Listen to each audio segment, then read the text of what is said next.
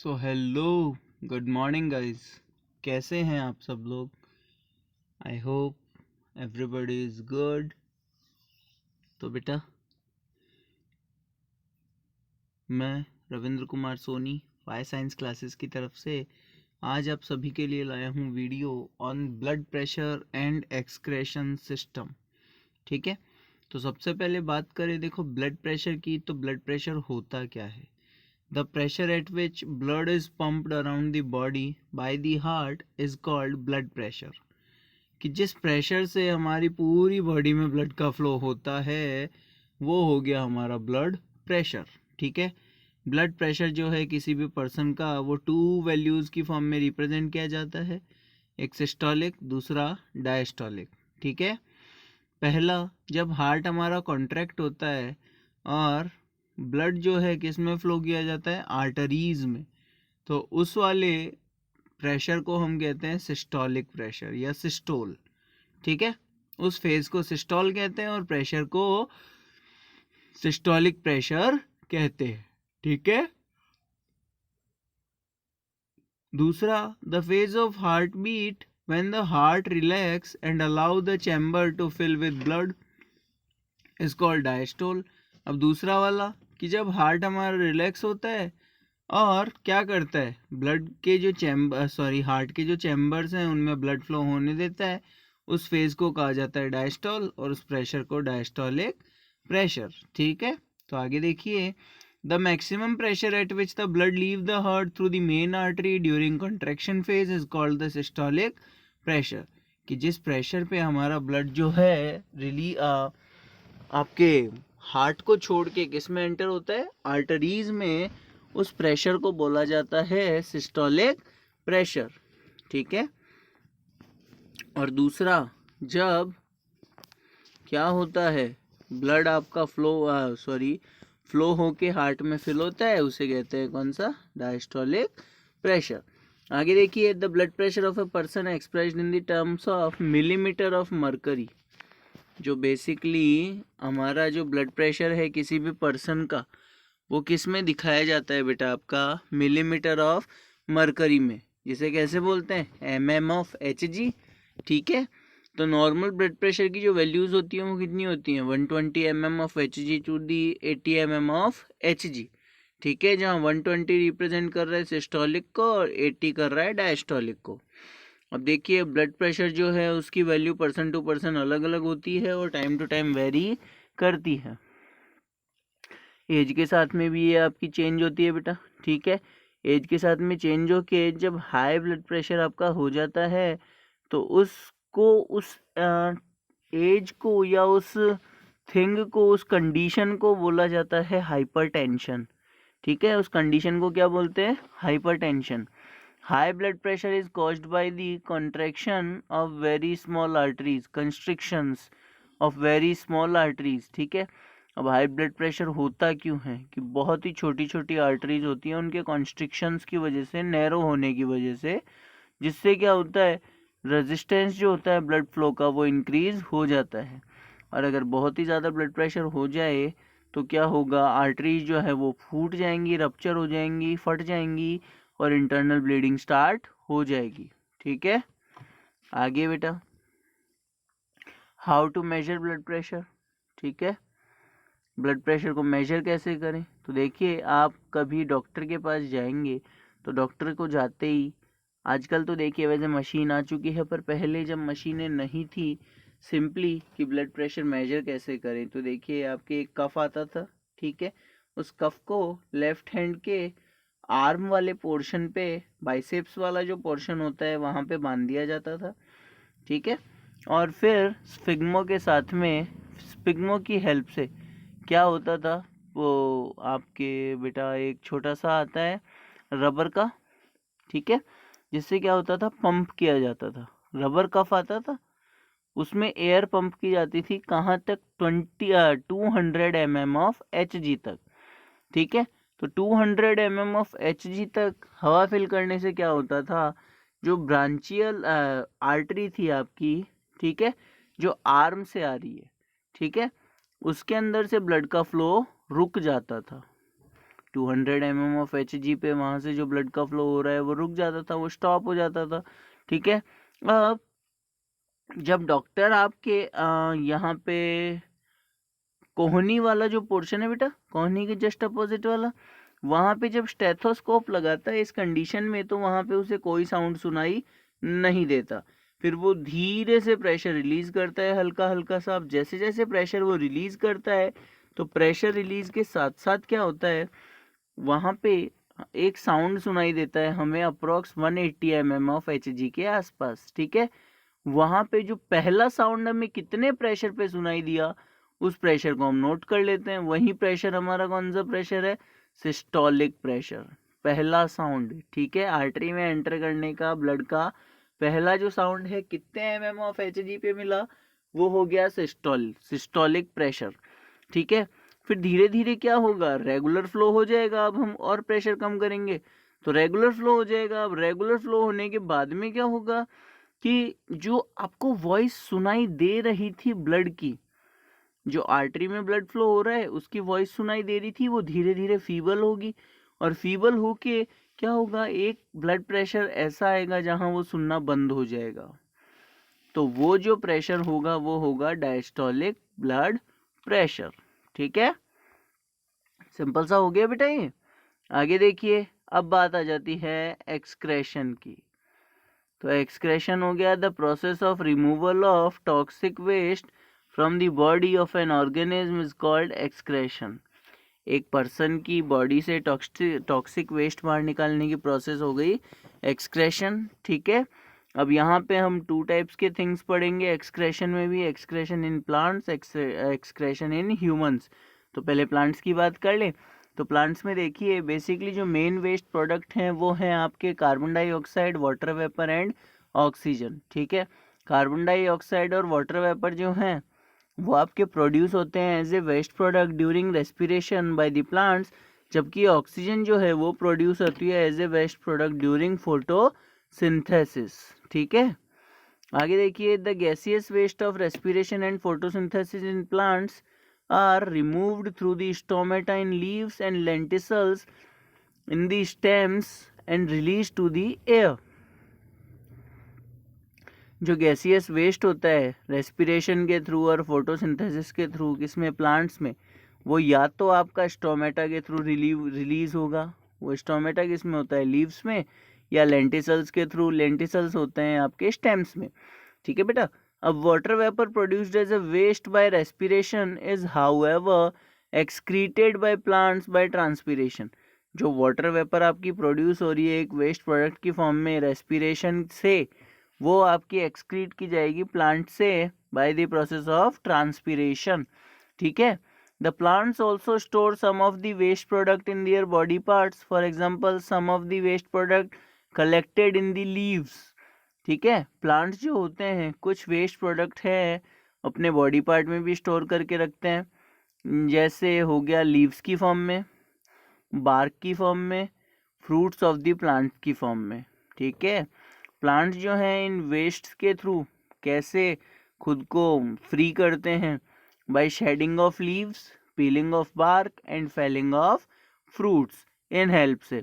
अब कुछ प्लांट्स ऐसे होते हैं जो अपने प्लांट वेस्ट को फ्रूट्स के साथ साथ ही सॉलिड फॉर्म में भी रिप्रेजेंट कर देते हैं। ठीक है, सॉलिड बॉडीज की फॉर्म में बाहर निकालते हैं, वो सॉलिड बॉडीज जो होती है वो क्या कहलाती है, रेफाइड्स। ठीक है बेटा, अब ये जो वेस्ट है सॉरी, ये जो वेस्ट है आपकी बॉडी से रिमूव होगा जब फ्रूट्स जो है वो आपके प्लांट से डिटैच हो जाएंगे। आगे आता है एक्सक्रेशन इन एनिमल्स। देखिए डिफरेंट टाइप ऑफ एनिमल में डिफरेंट ऑर्गन्स होते हैं आपके एक्सक्रेशन के लिए। तो सबसे पहले बात आती है अमीबा की। गाइस अमीबा के अंदर आपका एक सिंगल सेल एनिमल है ये। ठीक है, तो वेस्ट मटेरियल जो है कार्बन डाइऑक्साइड वो रिमूव हो जाता है with the process of diffusion through the cell membrane only. और जैसे नाइट्रोजनस वेस्ट हो गए, जैसे अमोनिया हो गया, एक्सेस वाटर हो गया, ये रिमूव होते हैं with the help of contractile vacuole. ठीक है, सेकंड अर्थवर्म की अगर मैं बात करें तो अर्थवर्म के अंदर ट्यूबुलर स्ट्रक्चर्स प्रेजेंट होते हैं जिन्हें कहते हैं नेफ्रीडिया, और ये ही इसके एक्सक्रेशन ऑर्गन्स हैं। नेफ्रीडिया के अलावा इसके अंदर मॉइस्ट स्किन भी प्रेजेंट होती है अर्थवर्म की, जो भी एक एक्सक्रेटरी ऑर्गन की तरह काम करती है। वहीं पे ह्यूमन बींग्स में बात करें तो ह्यूमन बींग्स में माइक्रोस्कोपिक मतलब बहुत ही छोटे छोटे से ट्यूब्यूल्स होते हैं जिन्हें जो किसे फॉर्म करते हैं, नेफ्रॉन्स को, ठीक है। और जो नेफ्रॉन्स हैं वही आपके एक एक्सक्रेटरी यूनिट की तरह काम करते हैं कि एक किडनी में बेसिकली आपके अप्रोक्सीमेटली 1 मिलियन नेफ्रॉन्स जो हैं वो एक साथ काम करते हैं, ठीक है। अब लास्ट, इन सम एम्फीबियंस लाइक बर्ड्स हैं, उनके अंदर जो एक्सक्रेशन होता है वो बेसिकली यूरिया का एक्सक्रेशन करते हैं in the form of uric acid, ठीक है। और यूरिक एसिड जो है आपका in the form of semi solid waste of white green colour, ये आपका सेमी सॉलिड वेस्ट होगा जो वाइट और ग्रीन कलर में प्रेजेंट हो सकता है, जिसे आप बीट कहते हैं, ठीक है, वो है बेटा ये। आगे एक्सक्रेशन इन ह्यूमंस, देखिए ह्यूमंस में जो एक्सक्रेशन होता है बेसिकली वो आपका 3 टाइप्स की थिंग्स का होता है, सॉलिड, लिक्विड, गैस का। सॉलिड जो है फिसीज की फॉर्म में बाहर निकल जाता है, लिक्विड जो है उसके बारे में बात करेंगे, और गैस जो है वो नोस्ट्रल्स के थ्रू बाहर निकल जाती है। अब यहाँ पे एक्सक्रेशन जो सिस्टम है उसके लिए मेनली क्या क्या प्रेजेंट होते हैं ऑर्गन्स, उनके बारे में बात करें तो सबसे पहला तो है 2 kidney, 2 ureter, bladder and urethra. यहाँ पे 2 किडनीज प्रेजेंट है इनकी, 2 यूरेटर्स हैं, ब्लैडर है और यूरेथ्रा है। अब किडनीज कैसी होती है? Kidneys are bean shaped organ towards the back of our body just about the waist. Kidneys जो होती हैं वो बीन शेप ऑर्गन्स होती हैं, कहाँ प्रेजेंट होती है? बैक ऑफ द बॉडी, पीछे की तरफ, जो हमारी कमर होती है वेस्ट उसके जस्ट ऊपर, ठीक है। वेस्ट होती है बेटा, वेस्ट बोले तो आपके हिप्स के ऊपर वाला पोर्शन, ठीक है। बैक आपकी पीठ, तो पीठ पे हिप्स के ऊपर वाला जो पोर्शन है वहाँ पे प्रेजेंट होती हैं। एवरी पर्सन हैज़ 2 किडनीज, हर एक इंसान की 2 किडनीज होती हैं, जो हमारे ब्लड बेसिकली हमारे जो ब्लड है कॉन्स्टेंटली इनसे पास होता रहता है। आगे देखिए बेटा, इसमें भी आपके एक होती है रेनल आर्टरी, एक होती है रेनल वेन, ठीक है। तो जो रेनल आर्टरी होती है वो क्या करती है? डर्टी ब्लड को कैरी करती है किडनी तक, गंदे खून को किडनी तक लेके आने का काम करती है। और वहीं पे जो क्लीन ब्लड है, अच्छा खून है, प्योरीफाइड ब्लड है, वो आपका किडनी से निकल के रेनल वेन के थ्रू बाहर चला जाता है। तो रेनल किडनी जो है वो तो इम्प्योर ब्लड कैरी करती है, बट रेनल वेन आपकी प्योर ब्लड कैरी करती है। आगे बात करें तो देखिए द यूरेटर्स, ठीक है। अब यूरेटर्स क्या हैं? Ureters are the tubes which carry urine from the kidney to the bladder. Urine से ब्लैडर तक, यूरिन को किडनी से ब्लैडर तक ले जाने का काम जो ट्यूब्स कर रही हैं वो हैं यूरेटर्स, ठीक है। तो बेसिकली 2 यूरेटर होती हैं, 1 from each kidney, her kidney से एक यूरेटर होता है जो कहाँ पे खाली होते हैं? यूरिनरी ब्लैडर में, ठीक है। अब बात आती है यूरिन की कि यूरिन क्या है? तो urine is a liquid which contains urea, excess water and salt, ठीक है। यहाँ पे जो यूरिन है वो आपका किस में स्टोर होता है? ब्लैडर में। अब ब्लैडर क्या है? तो the bladder is a bag which store urine till the time we go to the toilet. जब तक हम टॉयलेट जाते हैं तब तक हमारे यूरिन को जो स्टोर करके रखने का काम करता है वो है ब्लैडर, ठीक है। आगे बात आती है बेटा यूरेथ्रा, कि यूरेथ्रा क्या है? तो यूरेथ्रा एक ट्यूब है जो बेसिकली आपका यूरिन कलेक्ट हुआ है ब्लैडर में, जिसे बाहर निकालने का काम जो करती है वो कौन करती है? यूरेथ्रा करती है। आगे देखिए working of kidney, kidney work कैसे करती है? तो देखिए बेटा, each kidney is made up of large number of excretory units called nephrons. Nephrons से बनी हुई होती है बेसिकली आपके किडनी, ठीक है। अब नेफ्रॉन जो है उसके अंदर क्या क्या होता है? एक कप शेप बैग होता है, कप टाइप का एक बैग होता है जिसके अपर एंड पे क्या होता है? नहीं, कप शेप बैग होता है अपर एंड पे किडनी के, जिसे बेसिकली क्या कहते हैं? हम बोमेन्स कैप्सूल कहते हैं, ठीक है। इस कैप्सूल का जो एंड टर्मिनल है वो एक ट्यूब शेप से जुड़ा हुआ होता है और उसे हम कहते हैं ट्यूब्यूल, ठीक है। अब जो बोमेन्स कैप्सूल है और ट्यूब्यूल है, उन दोनों को कंबाइनली हम नेफ्रॉन के नाम से जानते हैं। अब ट्यूब्यूल का एक एंड जो है वो तो बोमेंस कैप्सूल से जुड़ा हुआ है और दूसरा वाला यूरिन कलेक्टिंग डक्ट से जुड़ा हुआ है किडनी की। ठीक है, आगे बोमेंस कैप्सूल जो है उसके अंदर उसके अंदर bundle of blood capillaries present होती है। ठीक है, एक गोल गोल सा ब्लड कैपिलरीज का बंडल होता है जिसे कहा जाता है बेसिकली ग्लोमेरुलस। उसे ग्लोमेरुलस के नाम से जानते हैं। आगे देखिए बेटा, one end of the glomerulus attach to the renal artery. एक एंड जो है ग्लोमेरुलस का वो तो रेनल आर्टरी से जुड़ा हुआ है, जो क्या करता है बेसिकली डर्टी ब्लड को लेके आता है जिसके अंदर यूरिया प्रेजेंट होता है। और ग्लोमेरुलस का दूसरा एंड जो होता है वो बोमेंस कैप्सूल से जुड़ा हुआ होता है, जो ट्यूब्यूल को नेफ्रॉन के ट्यूब्यूल को सराउंड करके रखता है और फाइनली वो रेनल वेन से जुड़ा हुआ होता है। आगे देखिए, the function of glomerulus is to filter blood passing through it. Glomerulus का बेसिक फंक्शन क्या है कि उससे जो ब्लड पास हो रहा है उसको वो क्लीन करे। ठीक है, only the small molecule of substances present in blood like glucose, amino acid, salt, urea and water pass through the glomerulus and collect as filtrate in the Bowman's capsule. अब देखिए होता क्या है, कुछ ही स्मॉल मॉलिक्यूल्स होते हैं substances के, जैसे हो गया glucose, amino acid, salt, urea, water, ये सब आपके किस में प्रेजेंट होते हैं, ब्लड में। तो इनमें से मैक्सिमम जो है फिल्ट्रेशन हो जाता है उनका किसके थ्रू, बोमेंस कैप्सूल के थ्रू। अब large molecules like protein, blood cell cannot pass through the glomerulus capillaries and hence remain behind in the blood। अब ये जो लार्ज मॉलिक्यूल्स हैं ये आपके ग्लोमेरुलस के थ्रू पास नहीं हो पाते, तो ये ब्लड में पीछे ही रह जाते हैं। अब आगे देखिए, the function of tubule of nephron is to allow the selective reabsorption of the useful substances like glucose, amino acid, salt and water into the blood capillaries। अब आगे क्या कह रहा है, देखिए बेटा, ट्यूब्यूल का बेसिकली फंक्शन क्या है कि सेलेक्टिव रीएब्जॉर्प्शन करे सब्सटेंसेस का, जैसे ग्लूकोज हो गया, एमिनो एसिड हो गया, सॉल्ट हो गया, वाटर हो गया, इनका सेलेक्टिवली एब्जॉर्प्शन करे, मतलब जो ज़रूरत की चीज़ है उसे रखे बाकी बाहर निकाल दे। ठीक है, सो ये है इसका। आगे देखिए, it does not gate reabsorbed into blood capillaries, और वापस से जो भी बाहर निकाला वो फिर से ब्लड कैपिलरीज में रीएब्जॉर्ब ना हो। ठीक है बेटा, तो ये आ गया आपका वर्किंग ऑफ किडनी।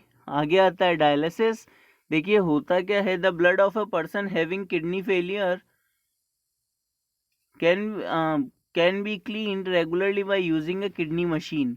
ठीक है, ऐसे पर्सन जिनकी किडनीज फेल हो जाती हैं उनको डायलिसिस मशीन की जरूरत पड़ती है, तो ब्लड को क्लीन करवाने की जो प्रोसेस है उस प्रोसेस को ही क्या कहते हैं, डायलिसिस। ठीक है बेटा, उसे डायलिसिस कहते हैं। The procedure used for cleaning the blood of a person by separating the waste substance from it is called dialysis। अभी बताया मैंने आपको। ठीक है, the principle of dialysis explained below। The blood from an artery in the patient arm is made to flow into the dialyser of a dialysis machine made of long tube of selectively permeable membrane which are coiled in a tank containing dialysing solution। अब देखिए होता क्या है, एक person के artery से आपके blood का फ्लो करवाया जाएगा बेसिकली डायलिसिस मशीन में। डायलिसिस मशीन में क्या है, ट्यूब्स बनी हुई हैं क्रॉस कनेक्शन में। अब ट्यूब्स हैं, ये ट्यूब्स के चारों तरफ एक लिक्विड भरा हुआ है जिसे डायलिसिस सॉल्यूशन के नाम से जानते हैं। ठीक है, अब डायलिसिस सॉल्यूशन में क्या क्या प्रेजेंट होता है, उसमें प्रेजेंट होता है वाटर, ग्लूकोज, सॉल्ट। ठीक है, जिनकी सिमिलर कंसंट्रेशन होती है जैसे कि नॉर्मल ब्लड में होती है। और जैसे ही पेशेंट का ब्लड इनसे पास किया जाता है तो जो भी वेस्ट प्रोडक्ट इसमें प्रेजेंट होते हैं जैसे यूरिया, ये सेलेक्टिवली परमेबल सेल्यूलोज की ट्यूब्स बनी हुई है। ठीक है, डायलिसिस मशीन में, तो वो किस में है, डायलिसिंग सॉल्यूशन में है। तो क्लीन जो भी इम्प्योरिटीज़ हैं वो एब्जॉर्ब कर ली जाती हैं बाय द डायलिसिंग सॉल्यूशन। ये सॉल्यूशन पीरियोडिकली आपका चेंज होता रहता है रेगुलरली। ठीक है, और जो ब्लड है वो प्योर हो के आपका कहाँ पे चला जाता है, अगेन उसी पर्सन के बॉडी में। ठीक है, यहाँ पे देखिए डायग्राम दिया हुआ है आपको एक्सक्रेटरी सिस्टम का। इन दोनों डायग्राम्स को अच्छे से स्टडी करें, क्लास में आपको समझाया हुआ है। फिर भी कोई प्रॉब्लम आती है आप मुझसे पूछ सकते हैं। आज की वीडियो में इतना ही guys, thank you so much. Next video में हम इससे आगे डिस्कस करेंगे।